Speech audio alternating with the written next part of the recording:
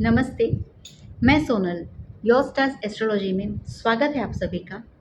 अब हम जानेंगे इस वीडियो में केतु का कन्या राशि में जो गोचर होने जा रहा है, उसके बारे में राशि वाइज। आज इससे पहले वाली जो वीडियो थी उसमें हमने राहु के बारे में जाना, तो अभी पहले हमें ये समझना पड़ेगा कि केतु क्या है, अच्छे केतु के क्या लक्षण हैं और अशुभ केतु के क्या लक्षण हैं। तो केतु के लिए एक सीधा शब्द अगर हम बताएं तो ये है कि डिटैचमेंट, एक अलगाव। केतु जो है वो हेडलेस है, सिर नहीं है। इसका मतलब ये है कि सोचने की शक्ति नहीं है, वो सोच नहीं सकता। हाँ, किसी के अंडर में काम कर सकता है, उसका पेट है बट उसका सर नहीं है। तो पेट होने के कारण क्या होता है कि उसको लालसा जो है वो बढ़ती जाती है, उसका पेट कभी नहीं भरता। वो केतु है। केतु जो है वो एक फ्लैग भी माना जाता है। अगर अच्छा केतु हम जाने तो दूसरे भाव में केतु को बहुत ही अच्छा कहा गया है और बोला गया है कि वो जो ध्वज फहराता है उसका जो डंडा होता है वो है फ्लैग। फ्लैग जो होता है वो केतु है। अगर अच्छा केतु है, वो देने पे आ जाए तो आपको करोड़ों मिलियन संपत्ति दे सकता है, मिलियनर बना सकता है, करोड़पति बना सकता है, बहुत सारे पैसे और सडन एक साथ में बहुत सारे पैसे दे सकता है। आपका नाम ऊंचा हो सकता है, जैसे ध्वजा ऊपर हवा में फहराती है बहुत सारे लोग देखते हैं, वैसे आपके कर्मों को, आपके कामों को बहुत सारे लोग समाज में जान जाते हैं। केतु जो है वो कहीं पे भी जो जोड़ होती है वो केतु है। चाहे हमारे शरीर में है तो जहाँ जहाँ हमारी जोड़ है वहाँ वहाँ पे जॉइंट्स है, वहाँ वहाँ पे केतु है। इसी तरह घर में अगर देखा जाए तो जहाँ जहाँ पे भी नल के फिटिंग्स होते हैं, जहाँ एक दूसरे के साथ जोड़ के पाइपें लगाई जाती है, वो केतु है। तभी कहा जाता है कि जब भी घर में कहीं पानी का लीकेज हो या पानी टपक रहा हो तो वो तुरंत बंद कर दीजिए, क्योंकि केतु बिगड़ता है। दूसरी बात, केतु जो होता है वो एक सडन अचानक से कोई भी बीमारी दे सकता है, खासकर किडनी की बीमारी का कारक है, डायबिटीज़ का कारक है, क्योंकि डायबिटीज़ भी बहुत ज़्यादा बढ़ जाने से वो सीधा किडनी पर इफ़ेक्ट करता है। एक्सीडेंट है, अचानक लगने वाली चोट है, सर्जरी है और वो भी मेजर सर्जरी है। और केतु कभी कभी तो मौत का भी कारण बन सकता है। तो इसीलिए केतु को जो है वो अशुभ ग्रहों की श्रेणी में रखा गया है। केतु जो है वो आपका पास्ट है, आपका पूर्वज जन्म है कि आप पास्ट बर्थ में क्या थे। तो वही प्लेसमेंट होगी केतु की, वहीं पे आपका केतु होगा जहाँ पे ना आप पिछले बर्थ में जो कर्म किए होंगे वो कर्म से गले तक उग चुके होंगे, या उस चीज़ से आप इस जन्म में भागते होंगे। एग्जाम्पल ले लेते हैं कि सपोज़ किसी का केतु छठे भाव में है, तो ना वो बंदा जो होगा उसको लिटिगेशन से बहुत ही मतलब चीड़ होगी, वो घबराता होगा, या वो कभी भी ऐसे काम नहीं करेगा जिससे उस पर पुलिस केस हो, लिटिगेशन हो, उसके रोग बढ़े। तो मतलब अपनी हेल्थ का भी वो अच्छे से ध्यान रखेगा। और अगर डर जाता है, डॉक्टर के पास जाना पड़ा, अरे यार नहीं जाना, मुझे एडमिट नहीं होना, मामा के घर में जाना है, नहीं यार रहने दो, मुझे अभी नहीं जाना मामा के घर में। उनके शत्रु भी वो बढ़ने नहीं देता।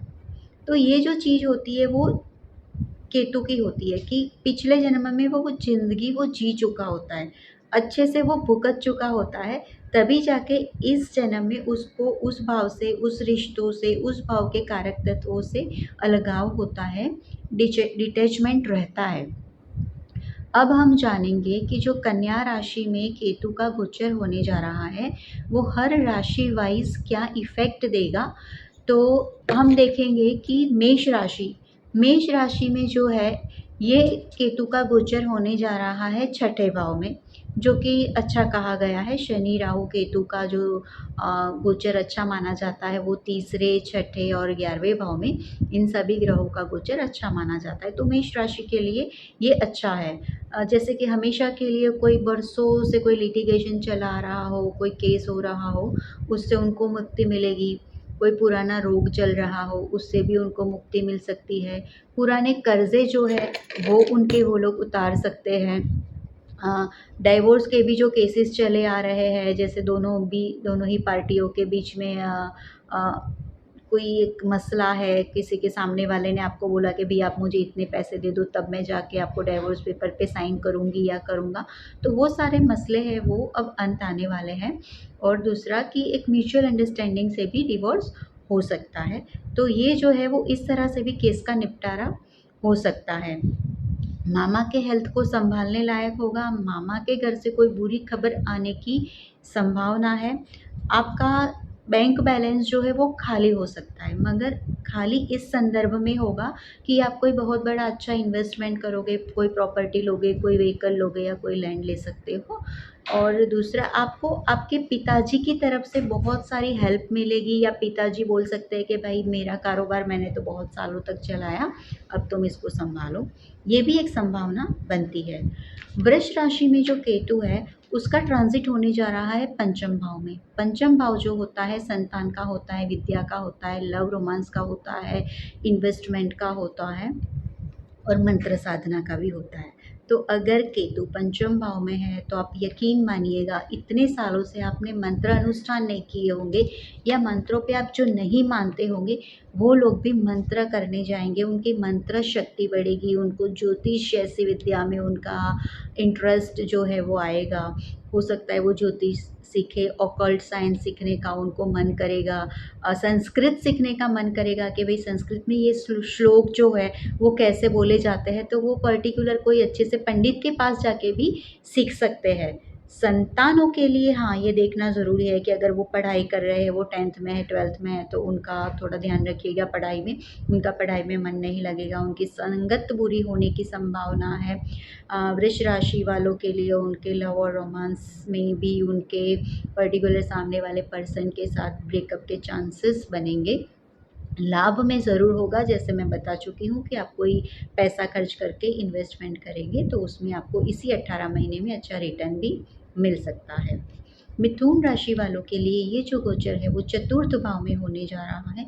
चतुर्थ भाव में ये जो गोचर होता है वो अपनी माता की हेल्थ के लिए अच्छा नहीं होता, और उनके पुश्तैनी जो घर होता है वो बिकने के 101% चांसेस हो सकते हैं।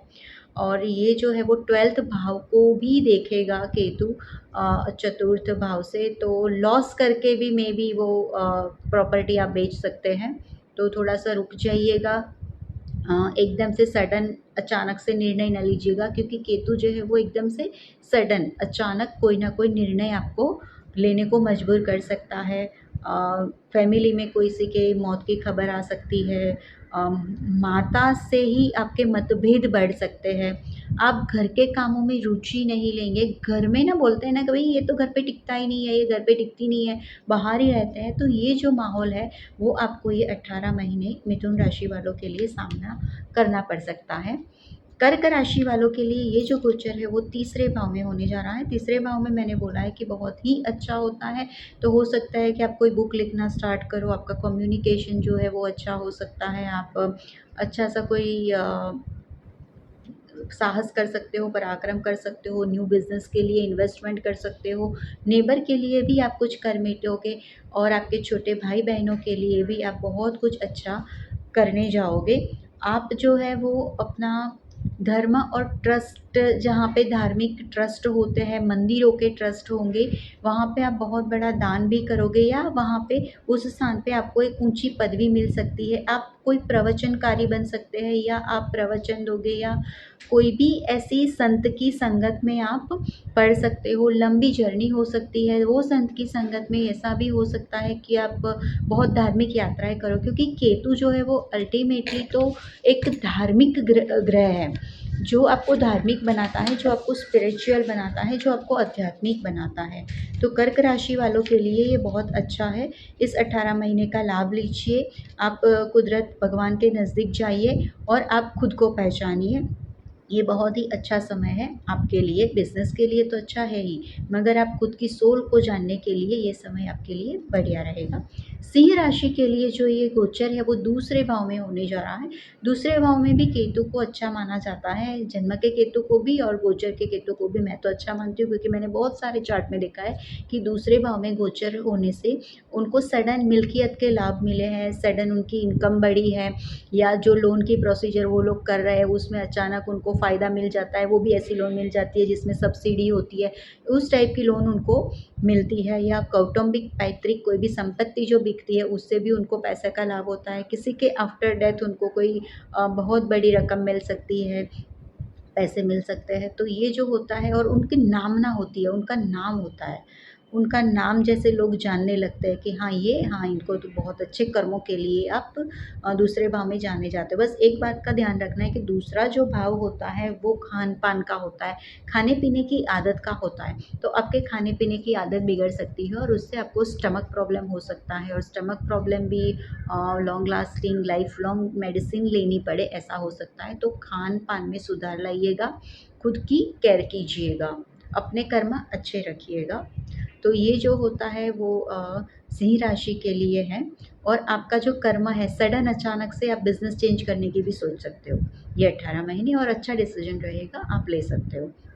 कन्या राशि वालों के लिए ये गोचर छठे में ही हो रहा है, तो उनके लग्न भाव में, प्रथम भाव में हो रहा है। तो होगा यूँ कि आप ना अचानक से अपने आप की केयर नहीं करोगे, अपने बॉडी की केयर नहीं करोगे, खुद की पर्सनालिटी पे ध्यान नहीं दोगे।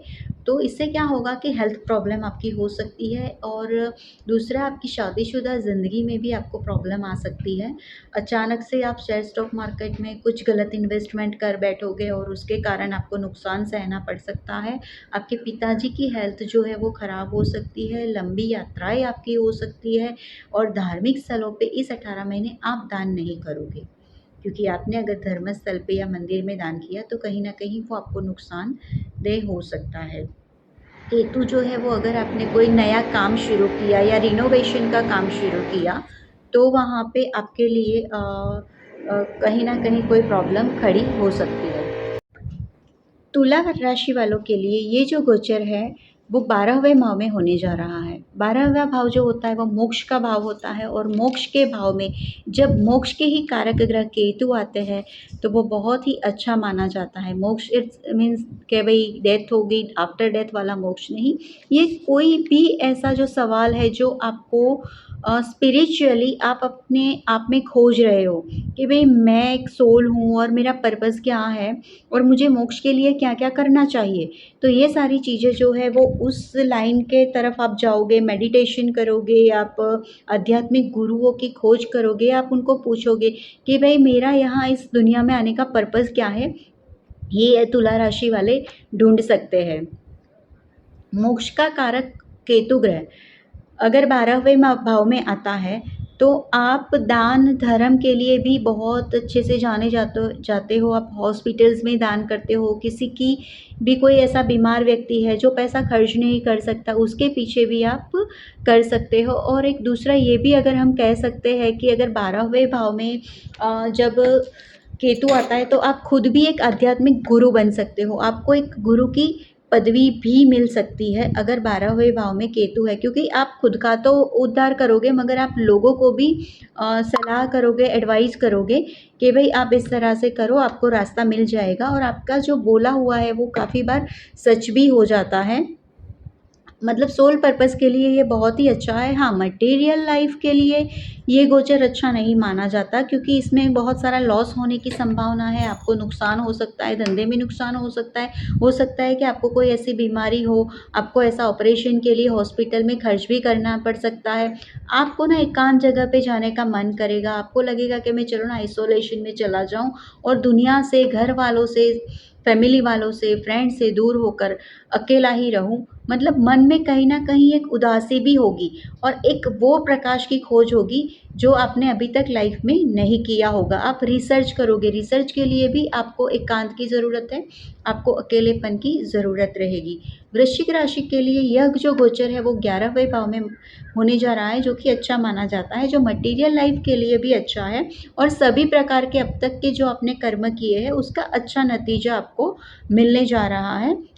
आपके ऑफिस में है अगर आप कोई जॉब में है तो आपका प्रमोशन होगा, आप जॉब चेंज भी कर सकते हो, और जॉब के साथ-साथ कोई बिज़नेस भी अच्छा हो तो वो स्टार्ट कर सकते हो। और सबसे अच्छा है वो आपके बड़े भाई-बहनों के लिए ये गोचर भी बहुत अच्छा लाभ आपको देगा। आपकी कम्युनिकेशन स्किल्स जो है वो बढ़ेगी, आपको कम्युनिकेशन के लिए आपको लोग बोल सकते हैं कि भाई चलना मेरी ये बात नहीं बन रही, ऐसा करना, तू मेरी तरफ से आ और मेरी तरफ से ये बात उन लोगों के सामने रख ताकि मेरा काम जो है वो सर जाए। संतान को लेकर चिंता की बात रहेगी, क्योंकि जो संतान है उनको पढ़ाई में मन नहीं लगने वाला, तो आपको उसके पीछे मेहनत करनी पड़ेगी। उसको पढ़ाने के लिए आपको भी उसके साथ में जागना पड़ सकता है। पुराना अगर कोई लव अफेयर या ऐसा कुछ चल रहा है तो उसका भी हो सकता है कि उसका एंड हो जाए। और शादीशुदा ज़िंदगी में भी खटरा, पार्टनरशिप में अगर आपने कोई बिज़नेस किया है तो उसमें कोई ना कोई नुकसान होने की संभावना बन सकती है। भगवान के प्रति आपकी आस्थाएँ बढ़ सकती है। आप मंत्र शक्ति आपकी बढ़ा सकते हो। आप मंत्र शक्ति, मंत्र किसी से अच्छे से उच्चारण करना सीख कर भी आप मंत्र करोगे और सोशल स्टेटस बढ़ाने के बहुत ही मतलब आप उसमें जुट जाओगे कि भाई मेरा सोशल सर्कल जो है वो कैसे बढ़ेगा, मैं लोगों के लिए कैसे काम करूं। धनु राशि के लिए जो है ये जो गोचर होने जा रहा है वो कर्म भाव में होने जा रहा है, मतलब कि 10वें भाव में होने जा रहा है। तो ये जो है वो पिता के फैमिली के लिए अच्छा नहीं माना जाता, मतलब कि पिता के भाई बहन, आपके ताऊ हो गए, चाचा हो गए, उनके फैमिली के लिए ये अच्छा नहीं है। फैमिली बिजनेस बरसों से चला आ रहा होगा तो वो आप उसमें से अलग होकर अपना खुद का बिजनेस आप कर सकते हो। आप अपने खान पान की आदतें सुधारें, क्योंकि खान-पान के कारण स्टमक डिस्टर्ब होगा या आपको कोई ऐसा छोटा-मोटा सर्जरी स्टमक के लिए, पेट के लिए करवाना पड़ सकता है। प्लस आपकी मदर की भी हेल्थ जो है वो आपको देखनी पड़ेगी। आप अच्छा खासा घर होगा फिर भी सोचोगे कि चलो ना ये बेच के मैं कोई और नया इन्वेस्टमेंट करूँ, मगर ये करने से पहले आप 100 बार सोचिएगा और लोन लेकर प्रॉपर्टी लेने का आप सोचोगे, मगर ये 18 महीने जो है वो थोड़ा रुक जाइएगा। मकर राशि के लिए जो ये गोचर होने जा रहा है वो नवम भाव में हो रहा है। मोक्ष के कारक ग्रह का धर्म के भाव में गोचर सीधा सीधा ये बताता है कि आपकी धार्मिक भावनाएं बढ़ेगी, आप आध्यात्मिकता की ओर जाओगे, आप अपने पिता की सेवा में जुट जाओगे। आपके पिताजी से आपको बहुत सारा लाभ मिलेगा, मगर मे बी आपके पिताजी की लाइफ को भी थ्रेट हो सकता है। कोई भी इन्वेस्टमेंट करने से पहले आप 100 बार सोचिएगा। कोई भी बड़ा साहस पराक्रम आप इस 18 महीने के दौरान नहीं करोगे। हेल्थ आपकी अच्छी रहेगी। अ, दुश्मनी किसी से बोल के मत पाल लीजिएगा। कुछ ऐसा ना बोल दीजिएगा कि आपके बहुत सारे दुश्मन बढ़ जाए। वैसे भी खास करके पब्लिक प्लेटफॉर्म पे बोलने से रुकिएगा।